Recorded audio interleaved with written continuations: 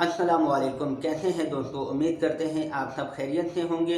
आज की वीडियो में हमने बात करनी है डाइहात्सू कोरे गाड़ी के मुतालिक कि कौन सा 660 CC EFI with auto transmission engine इसमें ओरिजिनल तरीके से इंस्टॉल हो सकता है। उसके लिए कौन कौन सी चीज़ें तब्दील करनी पड़ती है और इसके ऊपर ख़र्चा कितना आता है। तो अगर इंजन के हवाले से देखा जाए तो दो तरह के इंजन इसमें इंस्टॉल हो सकते हैं।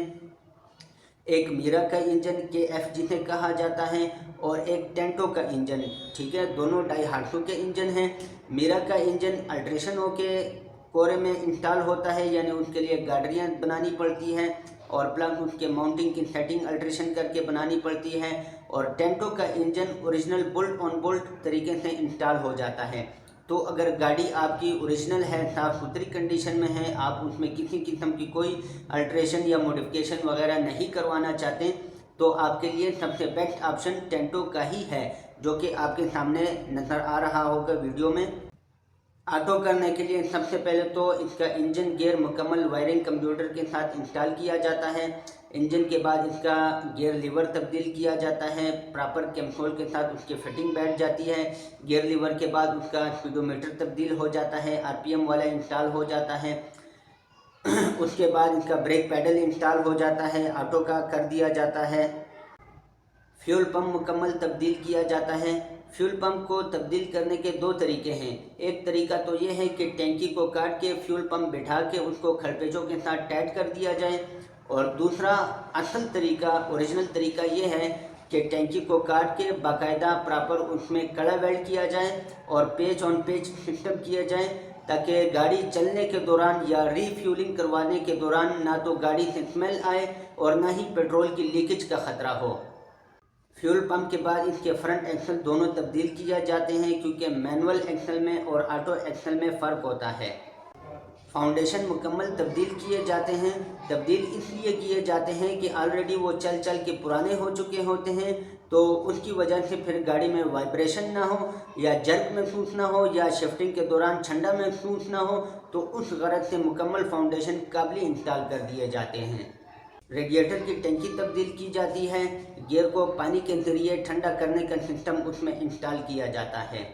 साइलेंसर का काम किया जाता है। साइलेंसर के लिए दो ऑप्शन मौजूद हैं, कैटेलिटिक कन्वर्टर के साथ भी और बगैर कैटेलिटिक कन्वर्टर के भी।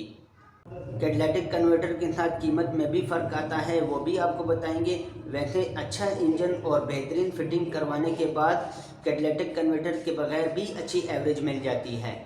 एवरेज की अगर हम बात करें तो पर लीटर लोकल में 15 से 18 की एवरेज आराम से मिल सकती है विदाउट AC, अगर आप लाइट फूड का यूज़ करें। और लॉन्ग पे ये 19 से लेके 20 या 20 प्लस तक आराम से एवरेज दे देता है। इलेक्ट्रिशियन का काम और मैकेनिकल काम इसमें शामिल है। और उसके बाद इसमें तकरीबन 3 लीटर इंजन ऑयल और 4 लीटर गियर ऑयल यानी ATF और बाकी स्पेयर पार्ट का छोटा मोटा सामान डलता है।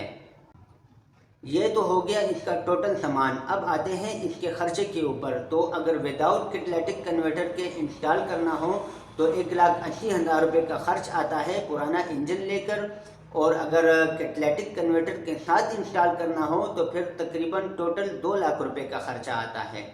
यहाँ पे एक बात नोट कर लें कि इसमें AC का काम शामिल नहीं है, क्योंकि AC ऑलरेडी गाड़ी में पहले से इंस्टॉल होता है अक्सर औकात, और वही वाला AC इंजन के साथ लगा दिया जाता है।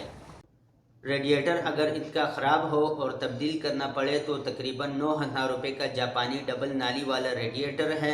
और इसी तरह अगर पावर स्टीयरिंग करना हो तो 14,000 रुपये का पावर स्टीयरिंग है। और अगर पावर विंडो करनी हो तो तकरीबन 14 से 15,000 रुपये की पावर विंडो है। यानी ये कुल मिला के अगर आप पूरे गाड़ी को मुकम्मल तौर पे मॉडिफाई करते हैं 660 सीसी में, तो ये आपका कम से कम भी 2.5 लाख रुपए का खर्च आता है। डाइहात्सू टेंटो 7-8 मॉडल का ये इंजन है और बड़े ही आसानी से आप इसको पहचान सकते हैं। इसका जो ऊपर वाला टापा होता है ये इसका एयर क्लीनर है, और ये नीचे टेपर्ड कवर के साथ फिक्स होता है। ऊपर इसके क्लिप लगे होते हैं बाकायदा, जिसे खोल के आप इसका एयर फिल्टर भी तब्दील कर सकते हैं आसानी से। और 3 फॉरवर्ड ऑटो ट्रांसमिशन के साथ भी ये आया है और 4 फॉरवर्ड ट्रांसमिशन के साथ भी ये आया है। और प्लस ये मैनुअल ट्रांसमिशन के साथ भी इसका ऑप्शन मौजूद है। लेकिन जब भी आप इसको ऑटो ट्रांसमिशन के साथ इंस्टॉल करें तो कोशिश करें कि फॉरवर्ड ट्रांसमिशन ही यूज़ करें, ताकि गाड़ी की एवरेज भी सेट रहे, बेहतर रहे और गाड़ी चलते हुए शोर भी ना करे। ऑटो ट्रांसमिशन के बजाय अगर आप मैनुअल ट्रांसमिशन का यूज़ करते हैं तो फिर काफ़ी सारी चीज़ें आपकी पुरानी लग जाती हैं।